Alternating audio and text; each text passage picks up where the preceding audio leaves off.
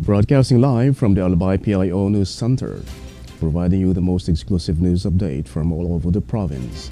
This is News at 12. In the local scene, the provincial government of Albay has prohibited the entry of all avian species and related products from Camarines Sur on May 10. It also banned all pigeon raising activities or events that begin, traverse, or end in Albay and involve birds from Camarines Sur. As outlined in Executive Order Number 27, Series of 2025, signed by Governor Baby Glenda Ongbungao, these science-based biosecurity measures aim to prevent the entry and spread of highly pathogenic avian influenza within the province while safeguarding the health of residents and the poultry population. This ban includes all domestic and wild birds such as ducks, geese, pigeons, quails, game fowls, exotic birds, and avian byproducts like feathers, droppings, or any materials that may be contaminated with avian secretion. To ensure the safe transport of poultry from non-restricted areas, full and valid documentation is also required at the provincial animal quarantine checkpoints. Required documents include a veterinary health certificate, a shipping permit from the Department of Agriculture, Bureau of Animal Industry, a certificate of origin, and other relevant biosecurity documents, along with any additional documents specified by the border inspector. This order was issued following the confirmation of the first case of HPIA type, a subtype H5N9 in Camaligan, Camarines Sur, on April 30.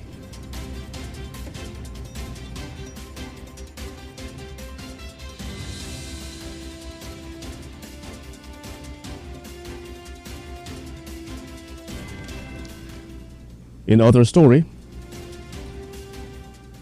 the Albay Provincial Health Office is committed to fostering a healthy work environment across all offices of the provincial government of Albay. Recently, the Health Office introduced a weekly Zumba dance exercise sessions, which began last Friday on the ground floor of the Albay Public Safety and Emergency Management Office building. Dr. Stella B. Senate, the acting provincial health officer, remarked that this initiative is in line with their mission to promote a healthy lifestyle at work by motivating staff to participate in physical activities. The Zumba sessions will take place every Friday from 4 p.m. to 4:30 p.m. in the lobby of the APSEMO building. PGI employees are invited to participate and are encouraged to wear comfortable attire for each session. Zenith highlighted that, in addition to supporting overall well-being, the activity seeks to address broader health issues, including the rejection of lifestyle-related diseases. She said that lifestyle-related diseases such as cardiovascular illnesses, heart attacks and strokes, cancers, chronic respiratory conditions, and diabetes are largely driven by everyday habits and choices, contributing significantly to global mortality rates.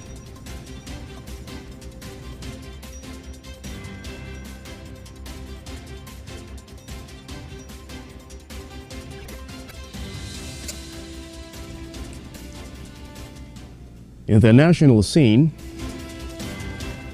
the Commission on Elections will proceed with the proclamations of all winning senators by weekend. COMELEC Chairperson George Garcia stated that the proclamation of winning senators and party list groups for the midterm elections could occur by Saturday. According to Garcia, the National Board of Canvassers will hold a full proclamation early, and the office had advised candidates to kindly wait for the declaration. Garcia mentioned that the NBOZ and other boards of canvassers are authorized to lower the threshold and proclaim winning candidates if the remaining ZOCs will no longer affect the results of the elections. Included in the Magic 12 are former Senator Bam Aquino, Senator Ronald De La Rosa, House Deputy Majority Leader Erwin Tulfo, former Senator Francis Pangilinan, Sagip Party List Representative Rodante Marcoleta, former Senator Panfilo Lacson, former Senator Tito Soto, Senator Pia Cayetano, Las Piñas Representative Camille Villar, Senator Little Lapid, and Senator Amy Marcos. Meanwhile, the Akbayan party list remains the top party list group, surpassing the 2% threshold.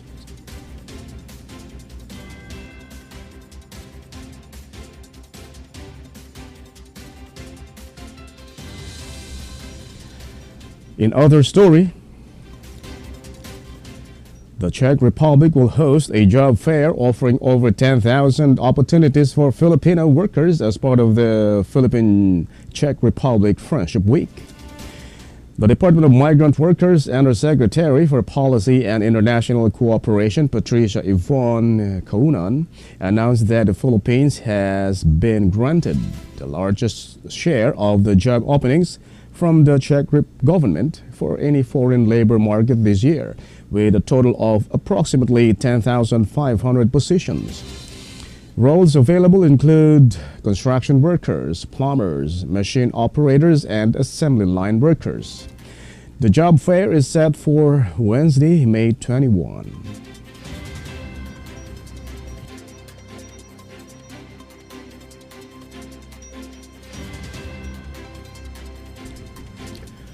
In other news,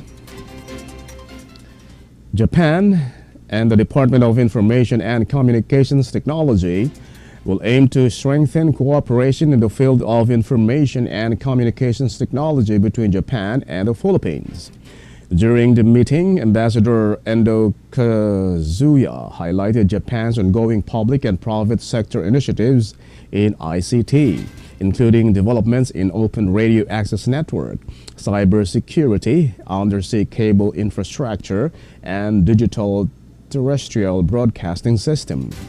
The ICT Secretary Henry Ruel Aguda expressed appreciation for Japan's contributions to the country's ICT sector and welcomed further collaboration, particularly in support of the Philippines' digitalization agenda. Both officials affirmed their intention to work closely to enhance economic relations between the two countries through expanded ICT cooperation.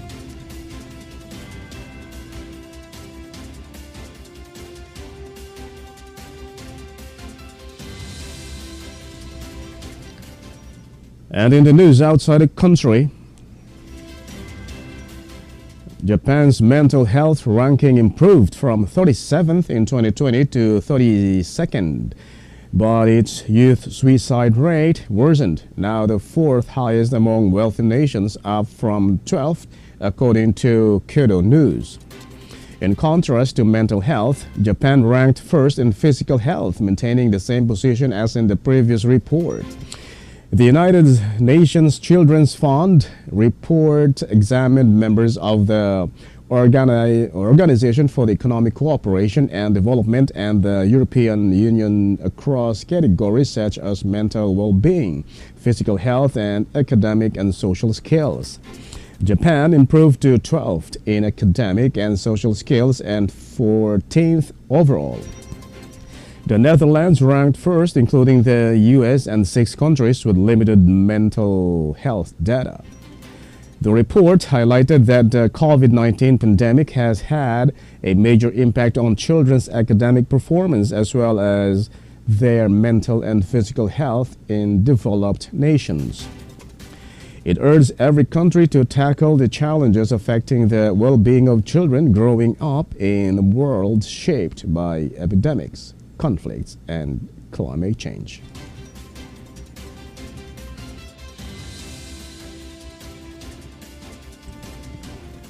And finally, in the news outside the country,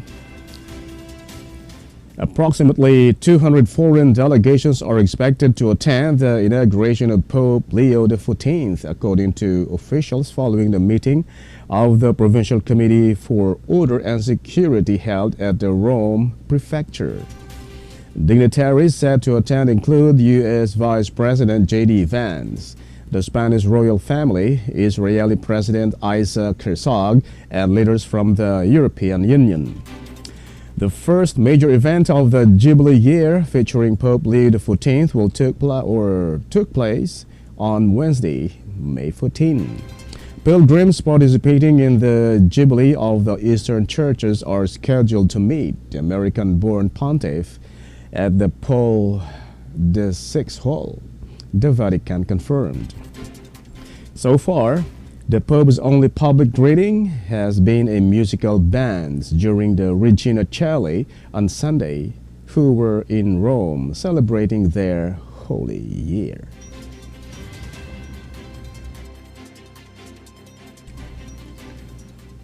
And that's all for the news at 12, May 16, 2025. We'll be back tomorrow for more news, or next week for more news updates. And thanks to our news writer, LJ Lureo and Erica Dumlao. And on the technical side, Chad Bobis. Of course, our Provincial Information Officer, Mary Luduga Castillo. And under the supervision of our Governor, Baby Glenda Ongbungao.